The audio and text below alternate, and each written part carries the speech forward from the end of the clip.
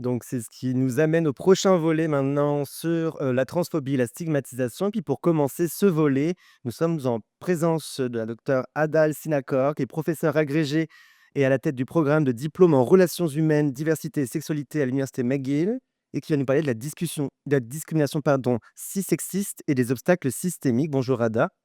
Bonjour, Donc quand vous êtes prête, la parole est à vous. c'est Safo Paula. Today I will speak. Je parle en anglais pour mon présentation, mais poser des questions en français, c'est bon. Today I'm going to talk a little bit about terminology, what gender identity is, some of the current challenges, and really define cis-sexist discrimination, gender-affirming care, gender support plans, barriers to care, and addressing those barriers. I like to start with the acronym because many people don't always know what the acronym is. So here is the acronym. Two Spirited is for about Indigenous people. I won't be addressing Two Spirited because it's a unique identity within the queer communities, but I will be speaking about trans, transgender, and genderqueer. In English, words we don't use anymore are homosexual, which we hear in French, transsexual, transvestite, hermaphrodite. Sometimes we use butch dyke and lipstick lesbian, but the first four words on that list are considered offensive in English. So I'm going to talk a little bit about honorifics. Right now there's this big conversation about pronouns, and people think this conversation is new. We've been talking about pronouns for close to 200 years. So I've put some pronouns here so that you can see that right now a lot of people are moving towards they and them, but sie and zer were pronouns that were popular in the 1990s. So what is gender identity? And this is where a lot of confusion is coming up right now, wherein people think, oh, children who are exploring their gender, this is premature. Where in actuality, we know that identity permanence begins between the ages of 3 and 5. And so around the age of 5 is when we start seeing gender creative and expansive identities emerge. However, because we police identities, we don't allow that emergence to come about in a natural way, such that we repress the identities of trans and diverse gender identities. We judge them. We sometimes organize schools around gender. And so that these young people or children who are trying to understand their identity, which they feel internally, are told to repress it and not to explore it. And then we have gender affirming and inclusive practices allows for gender identity development.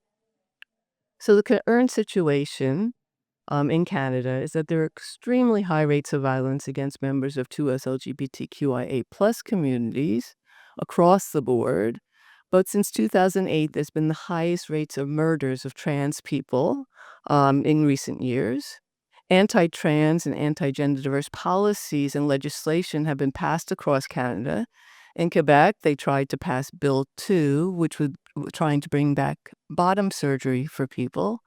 Bottom surgery was removed as a requirement in 2015 because it was forced sterilization. But now people are trying to bring this requirement back. And then, of course, we hear about the policies in Alberta. But the policies in Alberta we see are happening in New Brunswick, Ontario, Saskatchewan, and Manitoba.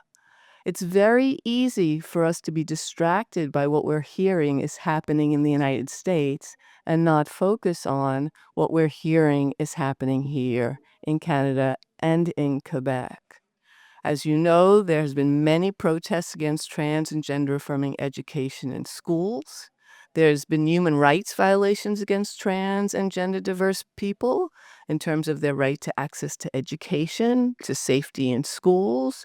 According to the Declaration of Human Rights, you have a right to education without distinction of any kind. So when there's no gender-affirming education, we're violating people's human rights. The other discussion you often hear is the discussion about the tensions between children's rights and parents' rights, saying, well, children have a right to not be exposed to these things in schools, and parents have the right to make a decision. It's not children's rights against parents' rights. It's parents' rights against parents' rights. It's the parent who has the gender expansive child. It's their right to have their child in a gender affirming school versus the right of a parent who doesn't want their child exposed to gender diversity. So they are fighting against gender diversities in schools. So this is a big problem in education and healthcare. So I'm going to go right into cis-sexist discrimination. I don't know how much time I have. But if you look at cis-sexist discrimination, we're talking about physical and sexual violence, harassment, discrimination in education, economic insecurity, in discrimination in employment. Trans individuals have some of the highest levels of unemployment in the country. Trans people are some of the highest levels of housing insecurity in the country. And we're talking about discrimination in healthcare, where trans people, especially young people, are not given appropriate care. I have worked with trans people starting at the age of 16 up until the age of 70, where they've transitioned across the lifespan. There's also legal discrimination and then microaggressions and biases that people experience. So what does this result in? What are the health impacts? Suicidality, with extremely high rates of suicide ideation and death by suicide, depression, anxiety, trauma responses, substance misuse, physical and mental health challenges, and minority stress. We can't underestimate the long-term effects of these challenges. So when we're talking about youth and we're policing youth's gender, think about what that means long-term in terms of their health response. So what is gender affirming? What does it look like? Well, it starts with gender literacy. We need to look at laws and we need to look at types of care. And we need to look at what is cis-sexist discrimination and gender phobia. Cis-sexist discrimination is when the expectation is that everybody is cisgender. And if they're not cisgender and they identify as trans or gender diverse, then we mistreat them, right? We tell them that they're making it up. What do they know? In fact, what happens oftentimes is older people are blamed, older queer folks are blamed if young people are exploring their gender and they're accused of being groomers and all kinds of other things, which is not the case. We also need to be aware of what our cis-sexist assumptions are, right? So just because somebody is gender diverse does not mean they don't have same-sex attraction or same-gender attraction. And oftentimes we confuse sexuality with gender, leading to more conscious and unconscious bias that affects this group. So what do we need to do? We need to practice cultural literacy. Basically, be culturally humble and say, okay, I'm not sure. I don't know. I'm going to take a not knowing perspective so I can grow and learn while I get my education as well from learning and listening and reading and other things. And we also need to have the community, the trans and gender diverse communities informing all of our practice. Instead of us deciding what's best for them, we need them to decide what's best for themselves.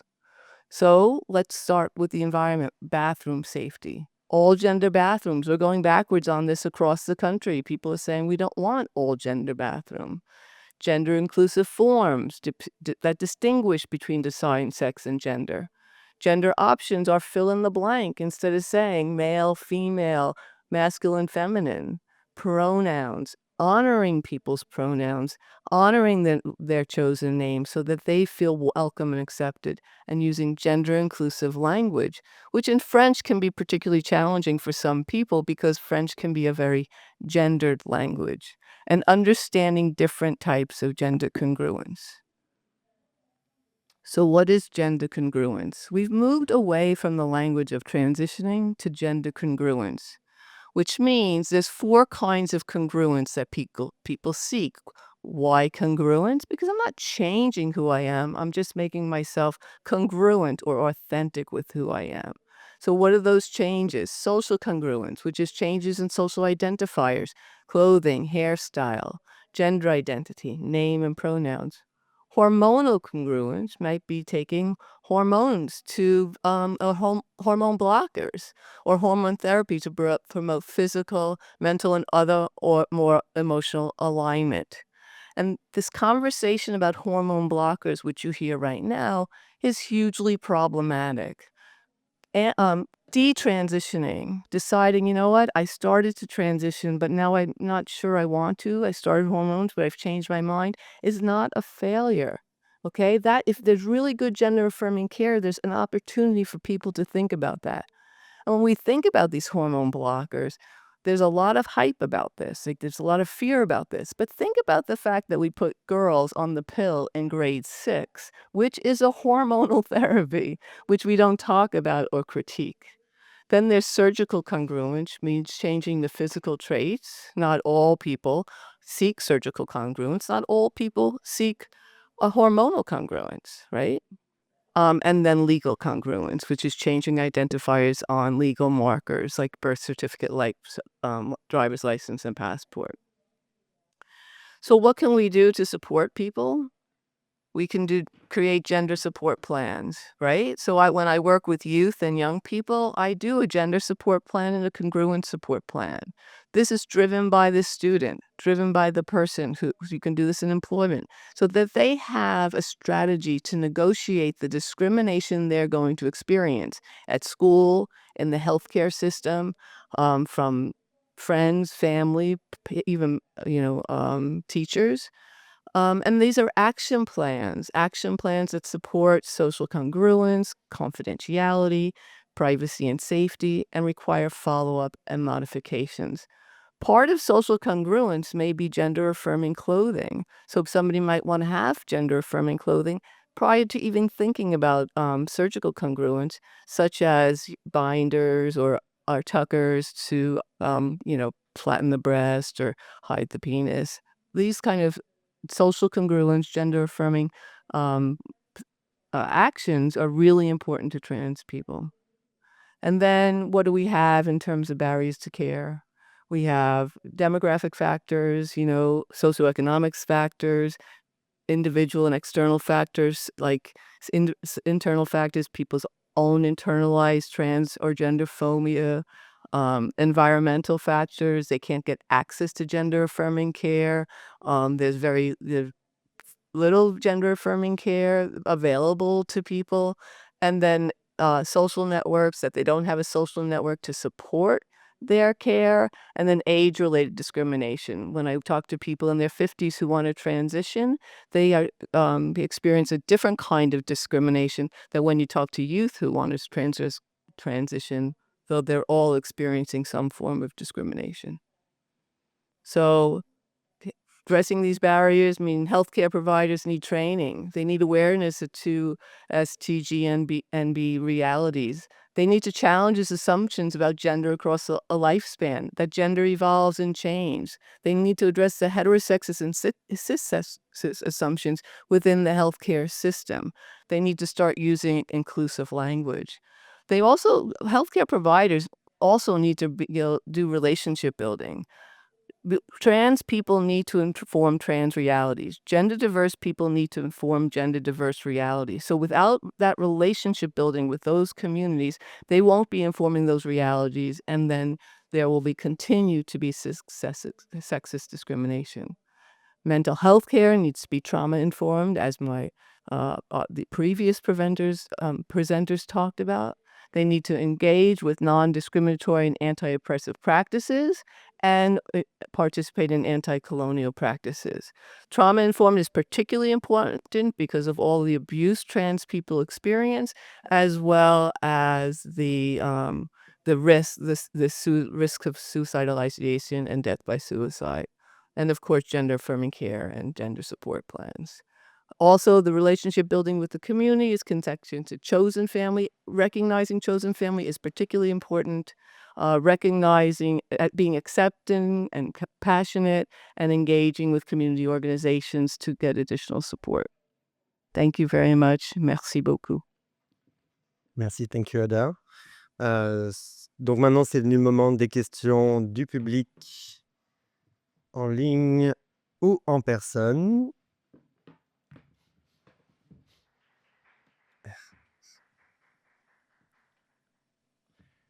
Il me semblerait ne pas y en avoir en personne ni en public. Merci beaucoup Ada. Merci. Tu devais nous laisser. OK, partir parce que j'avais mon classe. Il y a pas de souci. Ben, merci beaucoup d'être venu aujourd'hui avec nous. Merci. Donc on continue, dans ce volet sur la transphobie, la stigmatisation, en présence de la directrice de la recherche au GRI Montréal, au GRI Montréal et détentrice d'un doctorat en sciences humaines appliquées, Marianne Jbat. Bonjour Marianne, Bonjour. comme vous êtes? Prête? La parole est à vous. Oui. Est-ce que c'est mon PowerPoint? Oui, voilà. Alors, bonjour. Merci beaucoup pour l'invitation. Donc, comme vous l'avez dit, mon nom, c'est Marianne Jbat. Mes pronoms sont elle, she, her, accord féminin. Je suis effectivement sociologue et mes champs d'expertise portent sur les intersections des sexualités, des genres, des migrations et du racisme. Je m'intéresse particulièrement aux expériences de marginalisation, mais aussi de résistance des personnes LGBTQ+ migrantes et racisées. J'ai été pendant plusieurs années la responsable principale d'un laboratoire à l'Université de Montréal sur l'accès à la santé des personnes migrantes LGBTQ+. Mais je suis depuis quelques semaines l'heureuse directrice d'IGRI Montréal, la directrice de la recherche d'IGRI Montréal, où je vais continuer à développer des recherches sur la diversité sexuelle et la pluralité des genres en milieu scolaire. Et vous vous doutez sûrement que je vais y ajouter une touche intersectionnelle vu mes intérêts. Donc aujourd'hui, je vous présente les derniers résultats qui sont tirés du rapport qui porte sur le niveau de malaise des jeunes en contexte scolaire face à la diversité sexuelle et de genre. C'est un rapport qui a été publié par mon équipe en janvier 2025. Mais juste avant, je me permets quand même de vous présenter brièvement ce que nous faisons au GRI pour que vous compreniez un petit peu mieux le contexte dans lequel on a colligé ces données. Donc, le GRI Montréal existe depuis 1994, 31 ans déjà, et a pour mission de démystifier les orientations sexuelles et les identités de genre à partir du témoignage de personnes LGBTQ+. Donc, je suis très contente de suivre la présentation de la personne qui était avant moi, parce que cette personne a vraiment bien expliqué le lexique LGBTQ+. La plupart des interventions donc, ont lieu en milieu scolaire à la demande des établissements eux-mêmes et les interventions durent généralement pour une période, donc environ 1 heure. On entend les feuilles. Pardon. Donc, à ce moment, il y a 2 bénévoles qui se présentent en classe, qui sont d'ailleurs des personnes concernées et dûment formées par le GRI et précisent leur orientation sexuelle et ou leur identité de genre, leur situation familiale, conjugale, leur vie professionnelle, bref. Et elles se présentent assez brièvement, puis le reste de la période, elle est consacrée aux questions des élèves. Et les intervenants et les intervenantes du GRI répondent à toutes les questions posées de bonne foi. On ne prend pas non plus n'importe quoi, mais de bonne foi. Et les élèves peuvent aborder donc tous les sujets et tous les préjugés qu'elles souhaitent sans jugement dans le but donc de démystifier les réalités LGBTQ+. Le GRI Montréal comprend aussi un volet de recherche. Donc, lors de chaque intervention en classe, les élèves vont remplir un questionnaire que vous pouvez voir ici sur la diapo. Un questionnaire d'enquête dans lequel on leur demande d'évaluer leur niveau d'aise face à différents énoncés assez simples qui mettent en scène une personne de la diversité sexuelle ou de la pluralité des genres. Par exemple, j'apprends que mon frère est gay ou je dois faire une activité sportive avec une fille lesbienne, etc. Donc, l'objectif de ce questionnaire, c'est vraiment de les amener à se projeter dans des situations où elles pourraient être amenées à côtoyer des personnes non hétérosexuelles ou non cisgenres et d'interroger ce que ça génère comme sentiment d'aise ou de malaise. Ces données sont colligées depuis la fondation du GRI, donc 1994. Et je suis très fière de dire qu'il s'agit de la plus grande base de données longitudinale à ce sujet au pays. Donc, c'est une mine d'or. Quelques mots donc sur notre échantillon de ce que je vais vous présenter. Les constats s'appuient sur 35 705 questionnaires. Donc, c'est quand même un échantillon assez important qui a été complété donc dans le cadre de ces interventions que je viens de vous expliquer brièvement, réalisées par les 5 grilles du Québec, donc Montréal, Estrie, Québec, Mauricie-Sandy-Québec et Chaudière-Appalaches, et aussi dans certaines d'autres régions où il n'y a pas de grille, mais où le gris parfois se déplace. Et donc, dans des écoles secondaires entre 2017 et 2024. Donc, on parle de données récentes dans les 7 dernières années. Quelques informations aussi sur la population. Donc, notre échantillon est composé de jeunes dont l'âge médian est 15 ans parce que le GRI fait des interventions dans toutes les classes du secondaire, mais la majorité de ces interventions sont surtout en secondaire 4. Donc, c'est ce qui explique un peu la surreprésentation des jeunes de 15 ans, que c'est un tiers, je crois, de l'échantillon. Et au niveau du genre, on est, encore une fois, assez équilibré avec 49 des jeunes qui s'identifient comme gars, 49 comme filles et 2 comme des personnes non-binaires. Pour ce qui est de l'attirance, 84 des élèves rapportent une attirance envers une personne de l'autre genre. Donc, on pourrait ici coder comme personne hétérosexuelle. Donc, il y a un 16 quand même sur ces 35 000 qui s'identifient comme ayant des attirances autres, donc non exclusivement hétérosexuelles. Et puis ce 16 là, c'est le petit rond en vert et jaune. Il y a un 10 qui déclare avoir une attirance envers les deux genres ou envers plusieurs genres, peu importe. 3 rapportent une attirance envers le même genre, donc qu'on pourrait traditionnellement coder comme gay, lesbienne ou orientation homosexuelle. 2,3 sont en questionnement et 0,3 disent ne pas avoir d'attirance spécifique. Voilà, donc c'est quand même important pour moi que vous regardiez un peu ces données parce que après, ce qui suit est un peu troublant. Juste avant, en fait, c'est important parce que c'est important de voir qu'il y a une diversité aussi chez les jeunes là, qui se réclament de cette diversité, même si elles sont jeunes. Petite parenthèse avant que je rentre dans les données, je montre une capture d'écran de la couverture médiatique qui est ressortie là, en janvier, février, après la publication de notre rapport.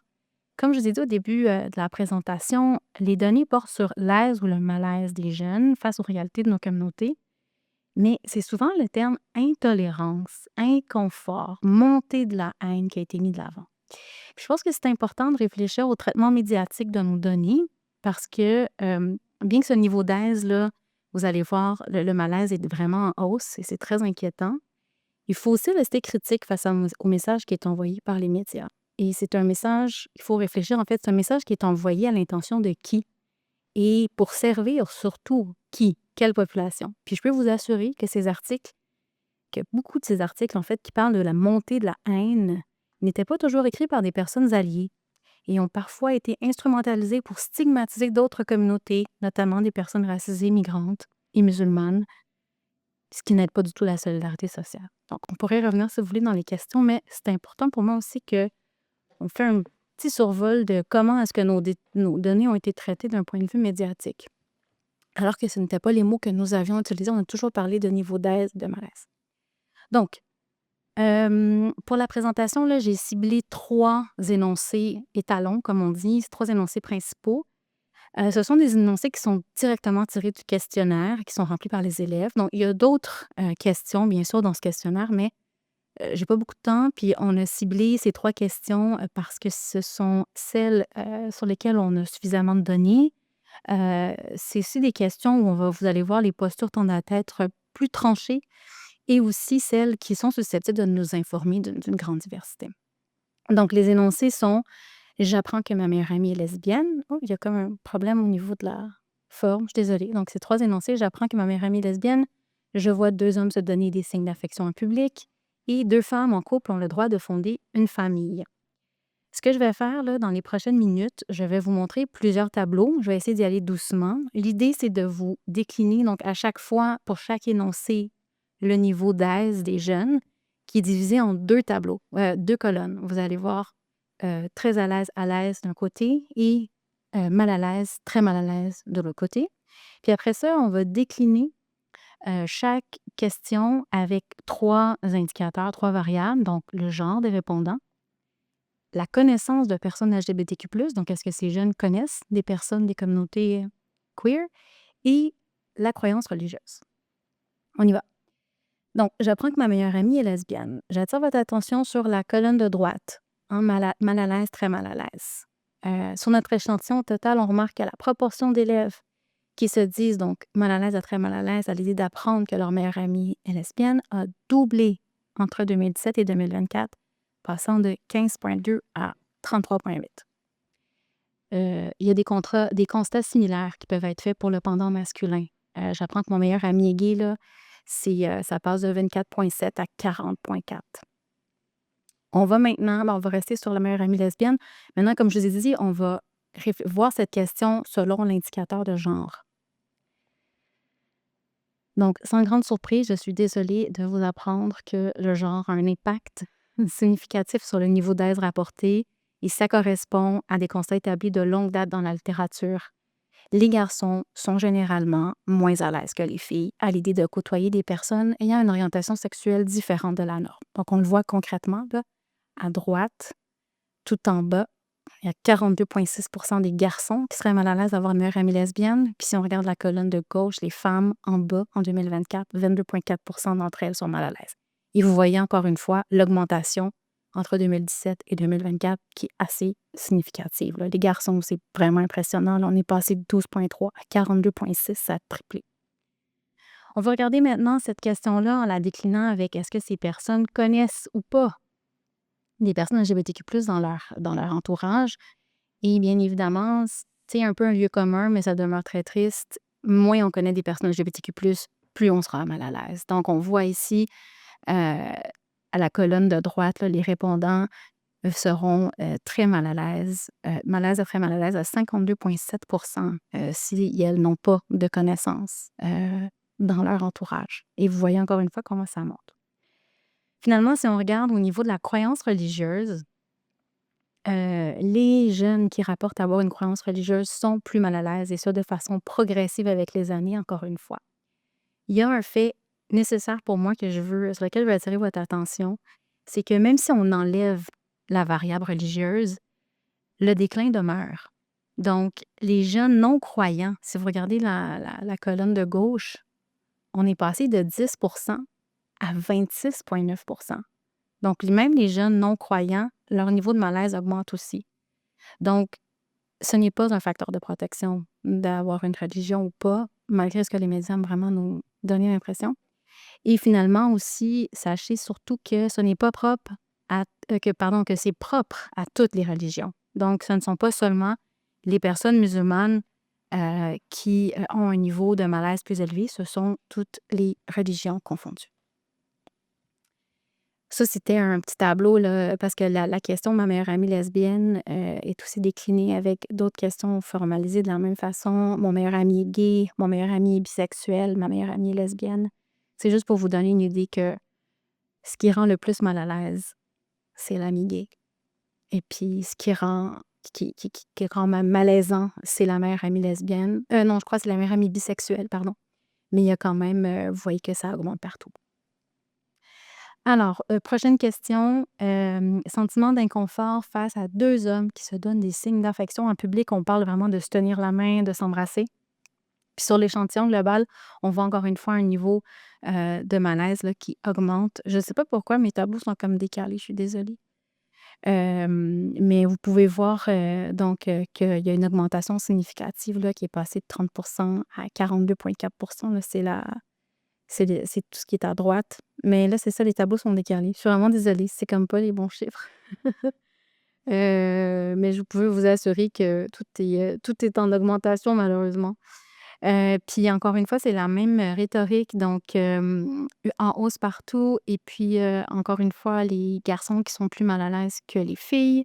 De façon significative. Là, regardez ici la dernière ligne en 2024. 26% des filles sont mal à l'aise d'être témoins d'affection entre deux hommes. 55,2. On est à plus qu'une personne sur deux, un garçon sur deux qui est mal à l'aise. Même chose pour le niveau de connaissance de personnes LGBTQ+, donc les hommes plus mal à l'aise, mais de façon générale, toujours plus mal à l'aise. Et le niveau, la pratique religieuse aussi est toujours un facteur qui augmente. Mais encore une fois, là, ça, c'est assez frappant, là. Les non-croyants ils sont à 42,7 de malaise. C'est quasiment pareil. Donc là, ça vient vraiment nous montrer que ici, la religion n'est pas un facteur de protection. Je termine avec la dernière question qui est liée à la lesboparenté. On avait aussi posé la question sur 2 hommes qui peuvent fonder une famille. Là, ici, on est allé avec l'énoncé le plus soft. Donc, moi, ce que je trouve intéressant et triste à la fois, c'est que, au Québec, depuis 2002, les personnes de même genre ont le droit, en fait, ont une reconnaissance, légale de leur filiation, les personnes de même genre. Donc, c'est plus de 20 ans, c'est une génération entière de personnes, qui a grandi. Donc ces jeunes-là ont grandi avec la possibilité de voir, des personnes de même genre, de fonder une famille. Et puis, voyez comment le malaise a augmenté là, de 7,2. Là, on est rendu à 20,9. Donc c'est vraiment significatif. Et on est toujours encore ici avec les mêmes déclinaisons selon le genre. Encore une fois, la dernière ligne qui va faire une comparatif garçon-fille, les hommes à 25 mal à l'aise, toujours plus. Si on en connaît, encore une fois, je vous invite juste à regarder la dernière ligne parce que c'est un comparatif entre à l'aise, pas à l'aise. Donc, on est vraiment élevé. Et finalement, les personnes croyantes ou pas, donc ici aussi, on voit un niveau euh, pareil là, d'augmentation. Puis, je vous ai dit que pour ce qui est de l'homoparentalité chez les hommes, c'est encore moins bien accueilli. En fait, il y a un niveau de malaise plus grand, puis ça, mais ça s'explique assez, facilement que les notions de care puis de reproduction, là, demeurent encore socialement assignées au féminin, puis que la lesboparentalité respecte encore une forme, entre guillemets, de «division naturelle», des tâches domestiques. Donc, il y a un niveau d'inconfort encore plus grand face à 2 hommes, malheureusement. Donc, de façon très synthétique, là, 2 mères, c'est pas très à l'aise, mais 2 pères, c'est vraiment pire. Donc, je m'arrête ici pour, les tableaux. Je constate qu'il y a eu beaucoup de chiffres, là, beaucoup de statistiques. Je vous invite, si vous voulez rentrer vraiment dans le détail, le rapport, il est public. Vous pouvez le trouver facilement en ligne, là, ou sur le site du GRI. Il y a vraiment tout plein de questions qui sont déclinées, plein d'indicateurs. C'est vraiment riche. L'analyse est très bien vulgarisée. C'est vraiment une des forces du GRI, c'est la capacité à vulgariser aussi des données qui sont plutôt complexes.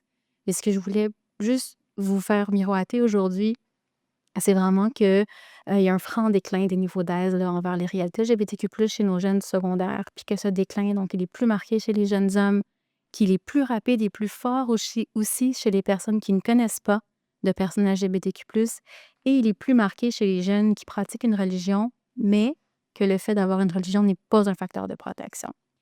Et puis, je terminerai, je suis un petit peu, killjoy ce matin, mais cet après-midi, mais bon, c'est comme ça. Que malheureusement, même si nous, au gris, notre cheval de bataille, c'est les jeunes, ce que je vous ai présenté aujourd'hui n'est pas seulement, propre aux jeunes. Donc, on a un sondage là, qui a été mené l'année dernière par le secrétariat à la condition féminine sur le niveau d'ouverture des Québécois et des Québécoises adultes, donc 18 ans et plus, et envers la diversité sexuelle et de genre. Et malheureusement, le niveau d'aisance, a vraiment diminué, tout comme sur, les statistiques qui sortent chez les jeunes. Donc, il y a un 7 à 10 là, qu'on accuse de niveau de malaise plus important chez tous les jeunes, chez tous les adultes, québécois. Donc je pense que ce déclin-là, il miroite une société qui se polarise et au sein de laquelle nos communautés sont de plus en plus présentées comme des menaces, hein, comme l'a dit notre collègue juste avant, à un ordre sexuel et cisnormatif perçu comme, en danger. Puis, la prolifération des fausses nouvelles couplées par les chambres d'écho qui sont amplifiées par les médias sociaux, elles n'aident en rien aux jeunes à développer leur sens critique, ni à se solidariser envers des personnes qui peuvent être loin de la réalité. Merci. Merci Marianne.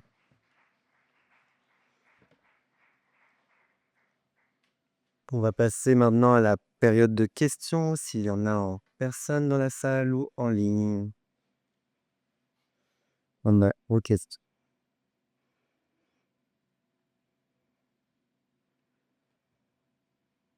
Donc on va passer une première question qu'on a en ligne. On a déjà pas mal de questions déjà en ligne. On va passer ensuite à la question du public en présence, ciel, pardon. Donc première question de la part de Sophie Wertheimer, excusez pour la prononciation. Quelles sont certaines stratégies qui peuvent t'aider à contrer cette tendance, Marianne? Alors moi, personnellement, je ne veux pas être la seule qui va concrétiser ça, bien sûr, mais j'essaie de le faire avec mon équipe, et puis, surtout en concertation, avec le milieu scolaire. Donc, le travail du GRI, c'est un travail inestimable. Donc, d'aller dans les écoles, de parler individuellement aux jeunes, un peu comme la présentation, dans le panel d'avant, là, le le le le GRI est vraiment pensé en termes de témoignage, mais en termes de modèle, hein. En tant que minorité sexuelle, et de genre, on est très conscient du manque de modèles qu'on a tous, vécu, et l'impact que ça a aussi sur notre possibilité de se projeter ou de se construire positivement. Donc, la présence de modèles qui va en classe, qui discutent, qui démystifient, ces réalités-là, c'est déjà un travail tellement, tellement grand, un travail de plaidoyer énorme.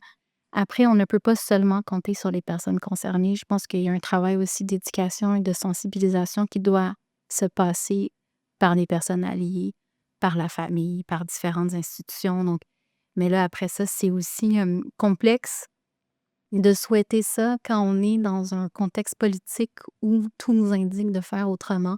Donc, on est dans un contexte politique où il y a une montée de politique, droite, extrême droite, où on revient vraiment à un narratif, très protecteur par rapport à la famille hétérosexuelle, par rapport, au cisgenrisme, puis comme l'a dit, nos collègues d'avant aussi, on craint, beaucoup les États-Unis, mais c'est une déviation, parce qu'ici, même au Canada, nos politiciens, qui sont présentement élus, ont tous des propos extrêmement, transphobes, et racistes et qui sont dommageables pour nos minorités. Donc, c'est sûr que moi, je crois beaucoup, au soutien et puis à la solidarité puis à l'éducation populaire, mais en ce moment, je j'ai pas le regard le plus positif dans un contexte où, nos politiques ne nous encouragent pas à avoir ce genre de discours. Merci beaucoup. Une autre question de Geneviève, Rouillard. Voyez-vous une différence entre les résultats selon la région? Très bonne question. Hem, il n'y a pas de différence significative. Donc, il y a des petites différences à certains endroits, mais de manière globale, le déclin, est partout.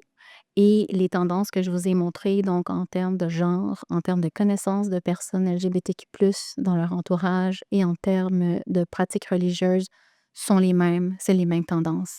Donc, il n'y a pas de différence significative là, qu'on peut rapporter au niveau des régions. Et c'est un constat qui est très intéressant parce qu'on a parfois tendance à dire qu'en région, entre guillemets, c'est pire, ou qu'à Montréal, il y a une présence de personnes racisées et migrantes plus importante qui augmenterait aussi un niveau de malaise. Donc, toutes ces billets qu'on a, se défont quand on rentre vraiment dans l'analyse, là, c'est vraiment un déclin qui touche, tout le monde.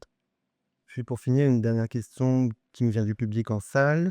On voit en 2021 et 2022 une hausse de l'aise comparément aux autres années et après ça descend.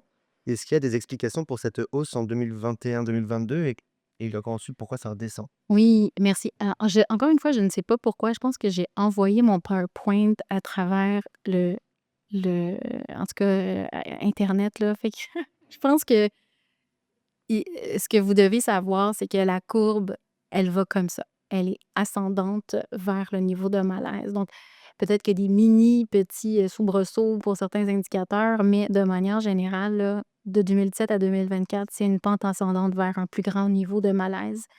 En 2020-2021, le GRI n'a pas pu colliger beaucoup de données, pandémie oblige.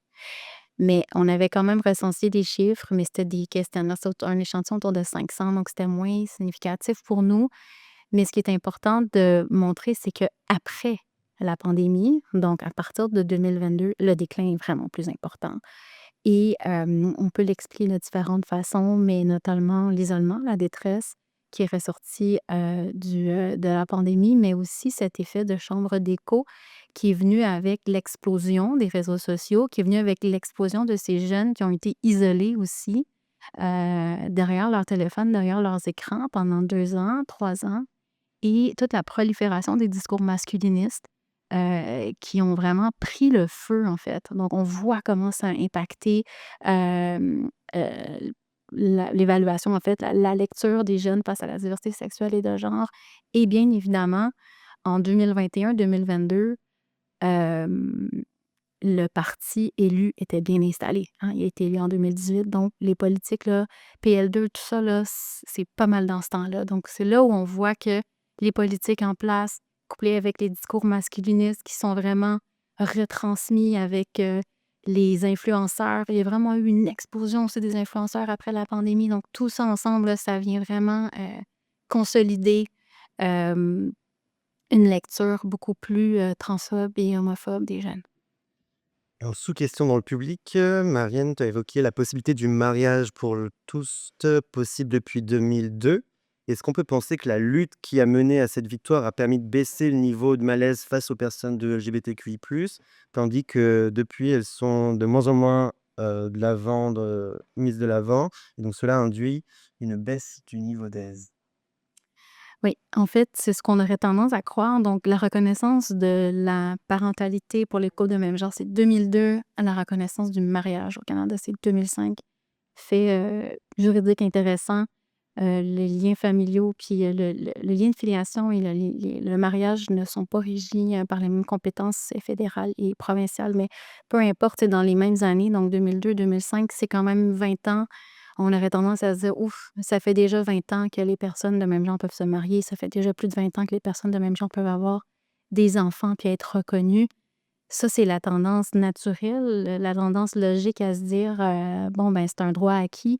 Ben, en fait, non. C'est ce que les données montrent. C'est que, comme je disais, ces jeunes-là qui ont été recensés, là, c'est des jeunes qui sont nés dans les années 2000. Donc, c'est des jeunes qui ont grandi avec la possibilité d'avoir dans leur classe, visiblement, d'autres jeunes qui étaient élevés par 2 mères, 2 pères. Ça veut pas dire, heu qu'il y en avait nécessairement, mais c'était comme plus dans l'ordre des possibles. Et puis on voit que c'est pas un facteur de protection. Puis ça, moi, c'est ça qui m'effraie. Puis c'est ça aussi où on voit que c'est pas parce qu'on a acquis un droit qui veut qui peut pas être en danger. Donc malheureusement, j'aurais souhaité de voir que c'est protégé du fait que c'est comme constitutif de la loi maintenant, cette reconnaissance-là, elle amènerait un niveau d'aisance plus grand, mais malheureusement, non. Pour finir, une dernière question. Quand les jeunes ont des réponses haineuses, est-ce qu'ils ont le droit de tenir les propos haineux en place? Donc je pense ça sous-entend pendant l'intervention du GRI.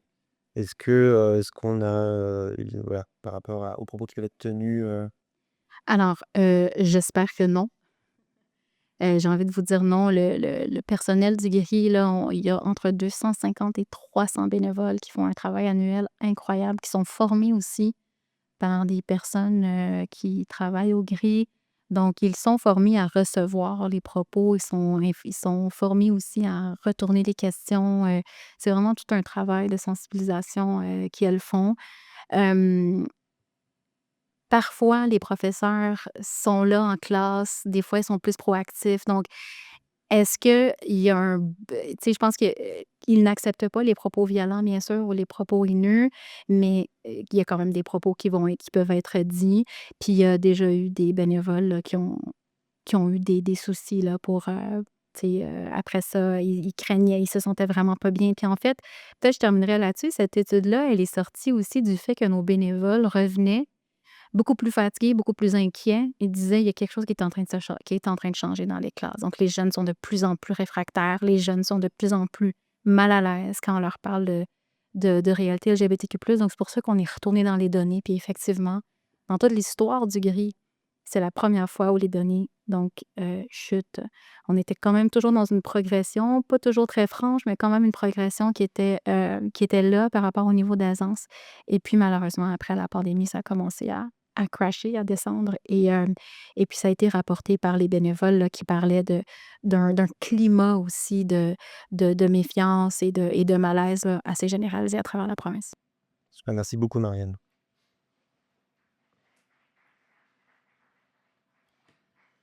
Donc pour clôturer, ce volet, nous sommes en présence du directeur général, de l'organisme Interlink, Pascal Vaillancourt, qui va nous parler des LGBTQ-phobies dans les milieux de soins. Bonjour Pascal, Bonjour, quand vous êtes prêt, la parole est à vous. parfait. Bonjour tout le monde, très heureux d'être avec vous aujourd'hui. Pascal Vaillancourt, directeur général depuis 2015 chez Interling. À l'époque, c'était Guy Écoute quand je suis arrivé. Et en 2017, vous l'aurez compris, on a changé le nom dans l'objectif d'être plus inclusif, être plus intersectionnel dans nos approches, entre autres aussi.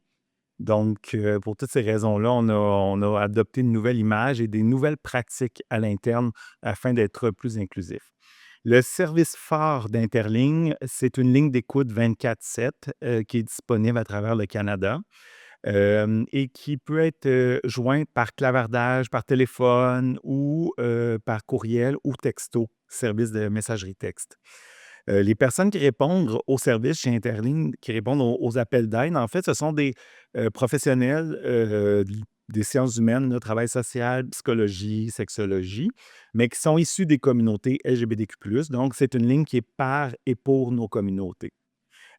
Qui viennent s'ajouter avec cette équipe de professionnels-là. On vient ajouter une équipe de bénévoles, en fait, que nous-mêmes, on forme à l'interne en écoute active et en prévention du suicide. Donc, tout ça étant pour objectif de répondre à plus de demandes d'aide.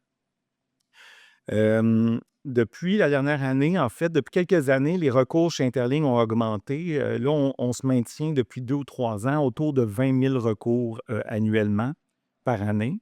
Et on a également des programmes complémentaires qui viennent soutenir les actions de la ligne d'écoute en voulant faire de la transformation sociale un peu comme le GRI fait, mais avec des formations dans les milieux professionnels, des milieux scolaires. Aussi, on a une clinique juridique pour répondre à des besoins qui touchent le droit des communautés LGBTQ+, et également des programmes qui font la prévention des violences dans ces communautés-là. En fait, aujourd'hui, je vais vous parler un petit peu de, oui, les soins, en fait, le pourquoi Interligne existe, pourquoi l'importance de notre service dans un contexte où l'accessibilité aux soins est assez difficile. Donc, ma présentation va être un peu complémentaire à celle de Marianne et celle de Madame Ada, qui est passée avant moi, au tout début du panel. Ce que Marianne vient de vous présenter par rapport au GRI, on vit exactement la même chose chez Interligne. On le vit à travers la ligne d'écoute où on voit des augmentations très inquiétantes de certains motifs d'appel depuis les dernières années. Juste pour vous dire, dans la dernière année, c'est 529 d'augmentation qu'on a eu pour les appels qui touchent la dysphorie de genre. On a eu 110 d'augmentation d'appels pour tout ce qui touche les victimes de violences dans nos communautés. 308 d'augmentation pour discrimination et racisme au sein des communautés LGBTQ+.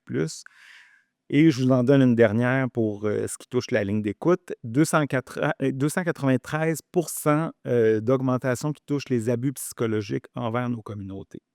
Ces augmentations-là, tout comme le GRI il y a quelques années, on voyait des diminutions face à ces motifs-là.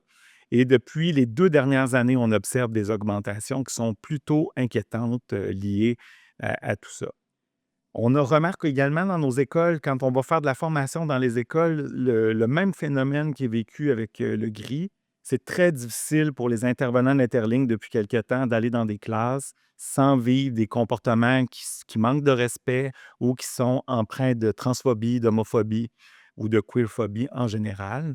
Nous, on a mis en place dernièrement, puis d'ailleurs, j'étais en discussion avec le GRI pour savoir est-ce qu'on se partage cet outil-là, mais nous, on a mis en place pour répondre à ce besoin-là dans les classes, un cadre de participation qui oblige l'école à prendre part, dans le fond, quand on va dans les classes, mais que l'enseignant soit là, qu'il ait un rôle à jouer, que le rôle de l'élève soit très clair également de ce qu'il peut faire, ce qu'il ne peut pas faire, puis qu'on essaie de créer l'espace le plus sécuritaire possible. Et c'est quoi le rôle d'Interligne dans tout ça? Et malheureusement, quand le cadre n'est pas respecté, on se réserve le droit de mettre fin à la rencontre parce que l'environnement n'est pas sécuritaire parfois et qu'il n'est pas sécuritaire pour nous, mais aussi pour d'autres adolescents qui pourraient entendre des propos violents de leurs collègues, bref, ébranler aussi leur sentiment de sécurité. Fait qu'on expérimente cet outil-là à l'heure actuelle pour essayer d'améliorer les choses dans notre quotidien, puis pour aussi protéger les employés d'Interligne qui sont aussi membres de nos communautés, donc qui vivent ça également pas toujours de façon très facile, si je peux dire. Si je me ramène en fait un peu aux queerphobies dans le milieu des soins de la santé, en fait, ce qu'il faut savoir, puis pour la plupart d'entre vous, probablement que vous êtes un peu familier avec ça, mais l'idée de la discrimination, de l'accessibilité des soins dans le système de la santé est très liée, entre autres, à l'histoire des droits LGBTQ+. Comme vous le savez, ça a été quand même assez tard avant qu'on décatégorise l'homosexualité comme étant une maladie mentale. Donc, pour ces raisons-là, puis pour des raisons très historiques de soins de santé qui étaient reçus, qui pouvaient être parfois très violents, mais il y a déjà un lien qui est un peu dans notre histoire générationnelle, disons, qui fait que naturellement, les communautés ne vont pas se diriger vers les services de santé institutionnalisés, là, comme ce qui est en fait fourni par les gouvernements. Un truc qui s'ajoute à ça malgré tout, parce que oui, c'est dans le passé, on se dit que c'est dans l'histoire, c'est loin, mais encore aujourd'hui, il y a quand même des choses qui existent. Je vais vous raconter quelques vécus dans quelques minutes pour vous mettre en lumière que malheureusement, il y a encore des histoires d'horreur qui se passent. Mais une des choses qui s'ajoute au manque de confiance entre le système de santé et les communautés LGBTQ+, c'est entre autres aussi le manque de formation des professionnels du milieu de la santé, qui vont parfois faire des interventions qui sont peut-être maladroites ou inadéquates par ce manque de formation-là. Quand je parle de manque de formation, évidemment, je m'adresse, je pense à tous les professionnels du milieu de la santé. Parfois, il y a des formations qui sont offertes par des institutions, comme je pense entre autres à l'INSPQ. Il y en a des formations qui existent, mais dans le cursus de formation d'un médecin, dans le cursus de formation d'une infirmière, est-ce qu'on aborde ces enjeux-là? C'est très inégal. C'est pas encore disons, quelque chose qui est fait de façon assez sérieuse pour réduire les mauvaises expériences que les personnes queer peuvent vivre à l'heure actuelle dans le milieu de la santé. Il faut aussi tenir compte de la marginalisation dans les populations LGBTQ+. Il y a différents niveaux. Donc, l'intersectionnalité vient jouer là-dedans, entre autres également. Mais il y a des communautés qui sont plus en danger que d'autres face à certaines situations. Je pense entre autres les communautés trans. On sait que dans les communautés LGBTQ+, en général, le niveau de suicide est quand même assez élevé, d'idéation suicidaire.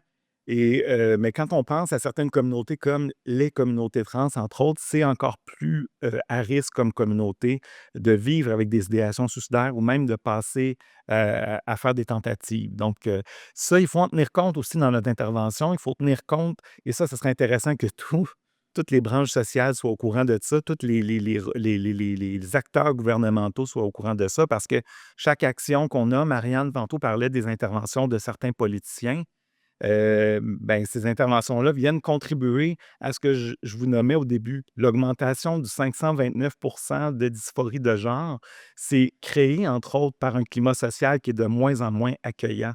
Donc, ça a des conséquences réelles sur la sécurité des personnes, la santé mentale de ces personnes-là également. En complément à notre ligne d'écoute, Interligne avait une préoccupation parce que, en fait, on avait une préoccupation par rapport à la santé mentale parce qu'on sait que depuis la pandémie, la santé mentale de la population en général est assez fragilisée. Donc, on se disait que c'était évidemment pire peut-être dans les communautés LGBTQ+, mais pour essayer de répondre à ça, on a fait un sondage avec la firme Léger Marketing à travers le Canada où on a évalué deux échantillons significatifs de personnes LGBTQ+, donc qui est issues de nos communautés, et de personnes qui sont non LGBTQ+, donc des personnes hétérosexuelles et cisgenres. Et l'idée pour nous, c'était de comparer les résultats de ces deux communautés-là pour voir à quel point il y a une différence réelle entre les deux communautés. Je vous sors peut-être quelques statistiques que cette étude-là a révélées, entre autres, c'est que 86 des personnes LGBTQ+, ont vécu au moins un défi de santé mentale dans la dernière année, comparativement à 64 au sein des communautés non LGBTQ+. Également, seuls 33 des personnes LGBTQ+ estiment avoir une excellente santé mentale contre 49 de non-LGBTQ+ qui jugent avoir une excellente santé mentale. Une autre petite statistique, 28 des personnes LGBTQ+ jugent leur santé mentale mauvaise ou très mauvaise contre 14 de personnes non LGBTQ+. Donc, on le sait, on le savait, puis ça se confirme à travers notre étude. Puis l'étude, d'ailleurs, elle est disponible sur la page d'Interligne, le site web d'Interligne, interligne.co. Vous pouvez avoir accès à l'étude complète. On pose une trentaine de questions dans l'étude et on va toucher à différents éléments, mais on s'est beaucoup intéressé à la santé mentale et aux facteurs d'exclusion dans la société qui peuvent contribuer à la détresse psychologique. Un des trucs, entre autres aussi, que relevait l'étude, c'est entre autres les enjeux liés à tout ce qui touche la formation du personnel dans les réseaux santé. Concrètement aussi, on a le programme Alix chez Interligne parce qu'on sait que les communautés LGBTQ+ ne vont souvent pas déclarer les situations de violence qu'elles peuvent vivre, que ce soit les violences dans les rues, les violences dans les familles, mais aussi les violences systémiques parce que souvent, ben, les processus de plainte sont institutionnalisés, il y a des gouvernements derrière ça, il y a des fonctionnaires derrière ça et le sentiment de confiance est difficile, disons, à établir. Souvent, ben, je vous donne un exemple. À chaque année, le SPVM m'appelle pour savoir combien vous avez de plaintes d'homophobie dans votre service. Ben, on en a toujours beaucoup plus que le SPVM parce que, évidemment, le lien de confiance entre la police et les communautés queer est vraiment pas là. Mais c'est également la même chose avec le système de santé. Et on a donc mis en place le programme Alix qui permet aux gens, entre autres, de venir déclarer de façon anonyme et confidentielle, mais quelles sont les violences qu'ils vivent, en fait, dans différents systèmes, dans leur réseau familial ou la rue, tout simplement. Différents éléments sont ressortis de ce programme-là, entre autres, des expériences qui ne sont pas nécessairement faciles à vivre, mais je vous donne quelques exemples de gens qui ont vécu des violences dans le système médical. Entre autres, ici, j'ai un homme, en fait, qui allait consulter pour des symptômes de diabète. La personne fait son examen médical, sa consultation avec son médecin et on s'intéresse tout le long de la rencontre, qui est un nouveau médecin, à son problème de diabète. On va lui poser des questions par rapport à ses symptômes, à est-ce que tu as des étourdissements, la vue embrouillée, etc. Et à la toute fin, en voulant remplir le dossier médical de la personne, parce qu'après premier médecin de famille, il faut remplir le dossier. Donc, on pose à la personne qui est un homme gay, est-ce que tu as une conjointe? L'homme gay répond non, j'ai un conjoint. On est à la toute fin de la rencontre et finalement, le médecin déballe un questionnaire de santé sexuelle pour vérifier si la personne est à risque d'ITSS, alors que ce n'était pas la raison de la consultation initiale. D'autres trucs nous sont racontés et qui nous ont été racontés, entre autres, c'est, personne trans, masculine, neurodivergente, aromantique et asexuelle qui va consulter non, qui se fait, suggérer une thérapie de conversion avec un psychologue, en fait, dans le milieu de la santé, encore aujourd'hui, malgré l'interdiction, finalement, des thérapies de conversion. On a également personne trans non binaire en situation de handicap qui vit avec une bronchite, qui va consulter pour sa bronchite et finalement, on va lui poser des questions sur as-tu une opération d'affirmation de genre? Est-ce que tu prends des hormones? On va aller plus loin finalement dans les questions que le problème initial qui était pour parler de bronchite. Ce sont seulement quelques exemples, en fait, pour vous mettre de l'avant l'enjeu finalement qu'on vit encore malgré tout dans le système de santé. Et il y en a d'autres. Je pense entre autres, pour ne pas invisibiliser les femmes lesbiennes non plus, un exemple qui m'avait été raconté à un certain moment par des membres de l'équipe d'Interligne, une femme qui va consulter pour faire le pap test, en fait. Et finalement, le médecin lui dit, oui, mais toi, tu es en relation avec une femme, donc ça ne sera pas nécessaire comme tu as pas de relation pénétrative. Donc, la femme peut être en danger par des risques, peut être à risque, en fait, avec des opinions comme ça qui sont basées sur des stéréotypes et des préjugés. Donc, voilà. Et c'est vraiment pour vous mettre en lumière ces enjeux-là qui sont quand même, malgré tout, des enjeux qui sont ce que je vous rapporte, c'est des faits là, qui sont retirés d'Alix depuis les 5-7 dernières années. Donc, c'est quand même assez récent, tout ça, puis dont 3 exemples parmi ceux que je vous ai donnés qui datent de 2022, 23 et 24. Donc, vous voyez que c'est quand même assez problématique. Hem Avec tout ça, en fait, ce que j'ai envie de dire, c'est bien évidemment les barrières, du système de santé pour ne pas rester juste dans ce qui est négatif, puis je pense que mon temps s'écoule assez rapidement. C'est, ben, pour réduire les santé, je pense que les barrières à la santé, en fait, il y a entre autres le fait de mieux former l'appareil médical, mieux former, les gens qui vont être aussi, à l'accueil de l'appareil médical. Vous avez une personne trans qui arrive, si elle arrive, puis à son premier contact, elle n'est pas respectée dans son identité, bien ça crée déjà une crainte, une peur. Donc, c'est difficile après ça d'avoir une relation authentique avec son professionnel de la santé si à ton arrivée, tu n'as pas été en mesure d'être bien accueilli. Évidemment que l'idée n'est pas de former des professionnels de la santé qui sont connaissants, disons, qui sont des experts de chacune des réalités. Mais je pense que chacun des professionnels de la santé devrait avoir l'intérêt à développer sa posture inclusive, la posture plus neutre, en fait. L'idée étant d'essayer d'utiliser un vocabulaire plus inclusif pour ne pas prendre pour acquis l'identité de la personne, pour ne pas non plus l'amener à finalement, à la mettre dans des petites cases qui ne répondent pas à cette personne-là. Il faut également créer des soins de santé, des soins inclusifs et sécuritaires, respecter les identités, je l'ai dit, vocabulaire inclusif. Il y a aussi un syndrome qu'on m'a beaucoup parlé, en fait, que j'avais envie de vous parler, mais des fois, je ne sais pas si vous avez déjà entendu parler du syndrome du bras cassé trans, mais en fait, un jeune trans qui va consulter pour un bras cassé, mais finalement, parce que le médecin comprend devant lui qu'il y a une personne trans, la réponse du médecin, c'est malheureusement, je ne suis pas un spécialiste des enjeux trans, donc je ne pourrais pas t'aider. Mais un bras cassé, c'est un bras cassé, hein? Donc, on pense et on espère que nos médecins sont formés pour réagir à un bras cassé. Mais cette situation-là, ça peut sembler anecdotique, mais je me souviens qu'à la ligne d'écoute, il y a 3 ans environ, on a eu une situation pareille suite à une personne qui avait besoin d'une hystérectomie pour différents enjeux de santé.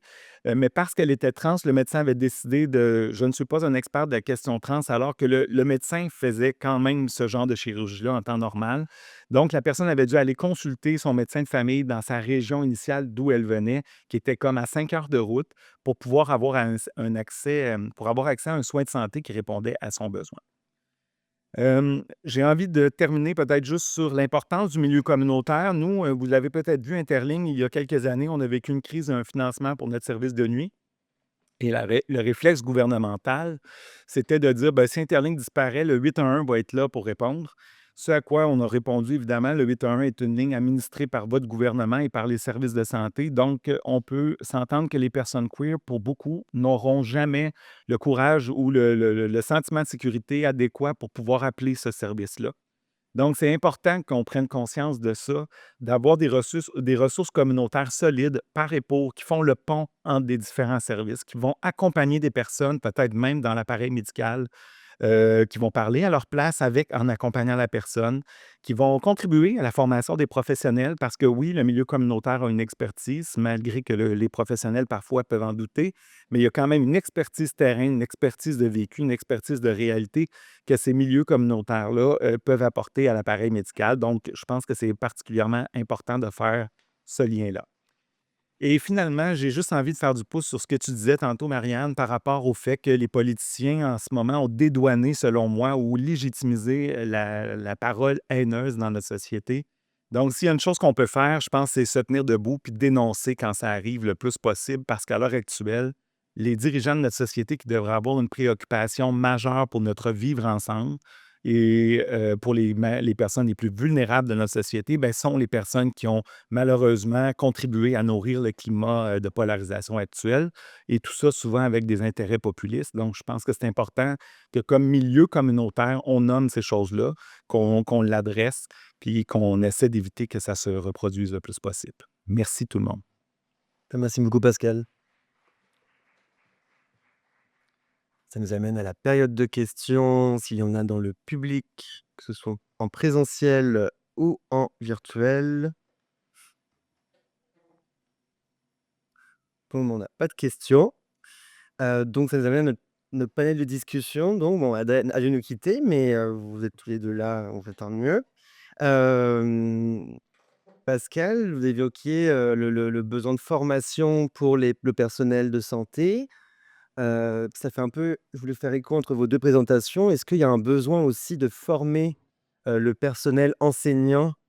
Hem, c'est un peu aussi leur métier, l'éducation Yes. aussi, et puis pour peut-être qu'aussi compenser l'éducation qu'il y a peut-être pas à la maison. Et peut-être même aussi le personnel enseignant du personnel de santé, donc dans les écoles de médecine et autres?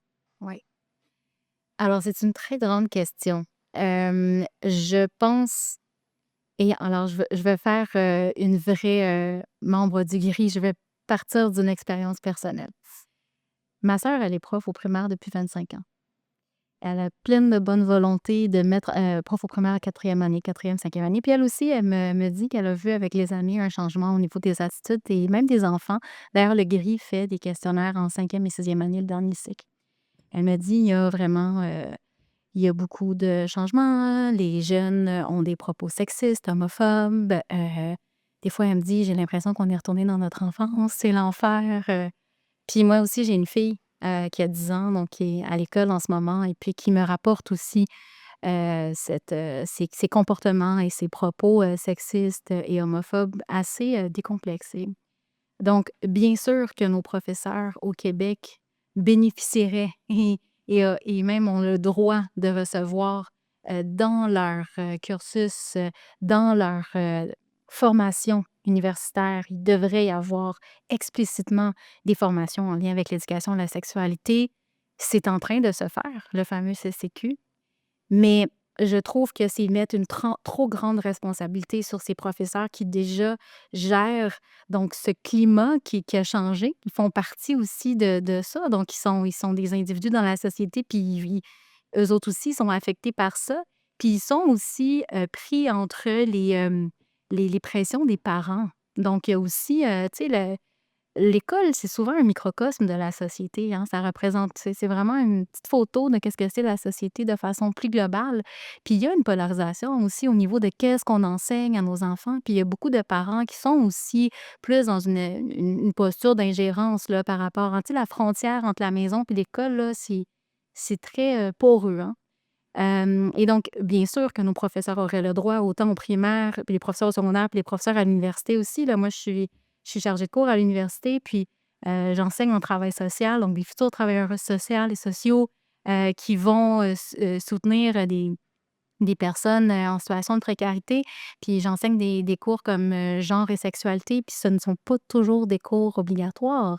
Puis des fois, ils arrivent en troisième année, puis c'est une des premières fois qu'ils vont entendre des termes comme transphobie, sexisme, etc. Donc, il y a effectivement, comme Pascal l'a dit, c'est très inégal au niveau de la formation, mais avant de mettre le blâme sur les professeurs, encore une fois, si les professeurs ne sont pas soutenus par des politiciens qui ont un discours cohérent, qui ont un discours qui soutient de façon affirmée les vies, les existences, la reconnaissance des personnes LGBTQ+, on ne va pas s'en sortir. Donc, c'est aussi une question de politique en ce moment. Puis, ben, tout le monde, j'apprends rien là, quand je vous explique qu'est-ce que la CAQ elle a fait. Là. Donc, il y a un déclin aussi au niveau de ce sur quoi on focus et puis les professeurs sont souvent pris et moi, je trouve qu'en ce moment, oui, ils sont en train de les former tranquillement, mais on leur a aussi garoché le CCQ, là. Ils sont pas formés encore, qu'ils doivent commencer à l'enseigner. Ils sont inquiets, ils reçoivent pas une formation qui est soutenue donc je pense qu'il leur manque aussi des ressources à ces profs-là. Ils ont eux-mêmes aussi leur propre, ils sont coupés, hein. Vous avez vu il y a 2 ans, la grève là, des profs au primaire où, on voit qu'ils ont un manque de soutien aussi pour les enfants qui ont des besoins. Donc, on est dans une situation de crise où le politique ne soutient pas, les minorités sexuelles et de genre et bien sûr, ça va impacter les profs, puis on va dire: «Oui, mais le prof participe pas à l'éducation à la sexualité». C'est comme un raccourci d'aller dire que le prof est responsable de l'éducation à la sexualité. Ce sont des décisions de société qu'on prend ensemble. Merci beaucoup, Marianne. Et Pascal, est-ce que dans les appels, dans toutes tout ce que vous recevez, à Interligne, est-ce que, d'un point de vue, scolaire, est-ce que vous avez beaucoup d'échos, beaucoup d'élèves qui viennent vous, témoigner, en tout cas, verbaliser cet inconfort, pardon, cette malaisance, excusez. Non, c'est un inconfort, c'est Heu, correct. Malaise, Parce que inconfort. j'ai vu dans les titres de Oui, presse qu'inconfort inconfort, c'est était limite, mais encadré. monter de la haine, c'est vraiment intense. Oui, OK, d'accord. Donc cet inconfort-là des élèves, est-ce qu'il y a beaucoup d'élèves qui viennent vers Interligne pour un peu, lever le drapeau, «Je suis pas bien, tu as pas là»? En fait, nous, la proportion de jeunes qui nous appellent est autour de 25 à 30 en fait, annuellement. Les jeunes qui nous appellent, ce sont souvent les jeunes en questionnement ou les jeunes qui savent qu'ils sont des communautés LGBTQ+, et qui veulent faire un coming out éventuellement, qui savent pas trop comment s'y prendre, qui ont besoin finalement d'un soutien. Les jeunes qui sont plus inconfortables avec les enjeux, vont rarement nous téléphoner. Ça arrive qu'on a des jeunes en questionnement, mais le jeune qui est plus, disons, dans une optique soit d'homophobie ou de transphobie va pas, prendre le service, même dans les classes, c'est difficile. C'est souvent des jeunes qui vont essayer de tourner la session de formation en ridicule ou qui vont avoir des commentaires, très intimidants devant d'autres jeunes à travers nos propres formations. C'est pour ça, tantôt, que je parlais de l'importance, pourquoi on a mis un cadre de participation ensemble. C'est justement pour essayer de contrer ça parce que là, c'est dangereux. On en a 32, 33 maintenant dans les classes. Moi, je suis un ancien enseignant, by the way. J'ai enseigné pendant 10 ans au secondaire en adaptation scolaire et je trouve que les enseignants, à l'heure actuelle, c'est quand même des champions par rapport au milieu dans lequel ils évoluent et à l'intérêt qu'on a eu comme société pour l'éducation. Donc, l'éducation a beaucoup, pour moi, régressé. Puis, un peu comme Marianne, je suis d'accord qu'il y a une responsabilité gouvernementale, des choix de société qui sont derrière ça. Fait que, oui, pour répondre à la question, des jeunes nous appellent, non, pas des jeunes inconfortables, mais je pense qu'il faudrait outiller davantage, outiller, mais pas seulement en termes de formation, mais outiller appuyer les enseignants dans leur rôle, tu sais. Si on sent pas que pour le gouvernement, c'est important la protection des droits LGBTQ+, en créant un comité de sages ou en ayant des directives discriminatoires en prison, bref, ils ont fait quand même la démonstration à travers plusieurs actions gouvernementales que c'était pas important à leurs yeux. Ben, après ça, c'est sûr que les employés du gouvernement qui sont nos enseignants, on peut penser que c'est des gens qui sont quand même très bienveillants pour les jeunes. C'est quand même, on le dit souvent là, à la blague, là, une vocation, l'enseignement. C'est une vocation qui est vraiment difficile aujourd'hui, on va se le dire. Mais si on n'a pas l'appui gouvernemental derrière ça pour venir soutenir l'action des enseignants, même les profs, à un moment donné, je pense qu'ils peuvent arriver dans un milieu où c'est inconfortable de réagir si tu ne sais pas si derrière toi, tu vas être appuyé. Parce que ce que Marianne disait tantôt, la réalité des parents qui viennent à l'école, là, on le vivait il y a déjà 15 ans quand j'enseignais. Et c'est très poreux, tu disais. Ben, c'est vraiment une grande réalité. Puis pour moi, j'ai l'impression que tant que nous, comme adultes, dans cet écosystème-là, on ne se parlera pas, mais les jeunes inconfortables, les jeunes mal à l'aise, ça ne va pas évoluer parce que même en tant qu'adulte à l'heure actuelle, on débat, on polarise ces discours-là. Donc, je ne vois pas comment on peut en arriver à quelque chose, là. Merci. Mais merci beaucoup à vous 2. Merci pour votre travail aussi également. Merci de nous inviter. Et c'est ce qui met fin à ce volet sur la transphobie et la stigmatisation. On va prendre une courte pause de 10 minutes, puis ensuite nous allons visionner quelques capsules vidéo et nous allons entamer le dernier panel de la journée. Merci.